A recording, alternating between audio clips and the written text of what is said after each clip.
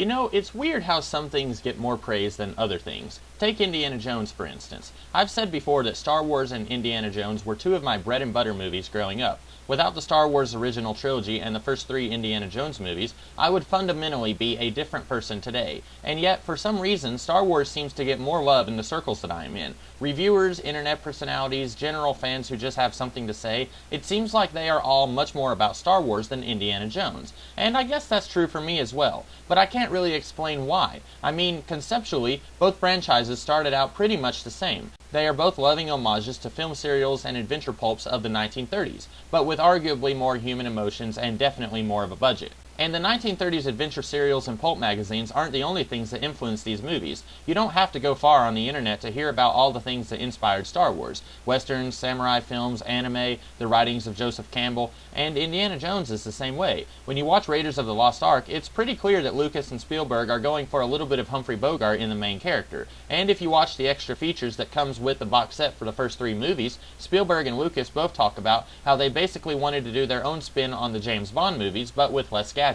So why does Indiana Jones get so much less love than Star Wars? I thought it over and came up with two possible answers. One, the Indiana Jones movies are not so much a franchise like the Star Wars movies. Although A New Hope does stand on its own pretty easily, Empire and Jedi do not, and it really feels like the entire trilogy is just one long extended story stretched out into three parts. And people are huge into that, no matter what decade it is. Just look at how much money Marvel Studios has been raking in with its very similar approach of making everything interconnected and mandatory to watch if you want to watch any of it. The Indiana Jones movies, meanwhile, are more standalone. That can be a blessing if one movie turns out to be garbage. Then, if you're like me, you don't feel as obligated to watch it again when you're in a mood to watch some Indiana Jones. But then people complain about Return of the Jedi being so much worse than the other movies, for reasons that are hardly valid or tangible, and yet even with all of their whining, the original Star Wars movies still seem to get much more love than the original Indiana Jones films. So I think it comes down to reality versus fiction. Now, of course, both franchises are fictional, but with Star Wars, every single bit of it is fiction.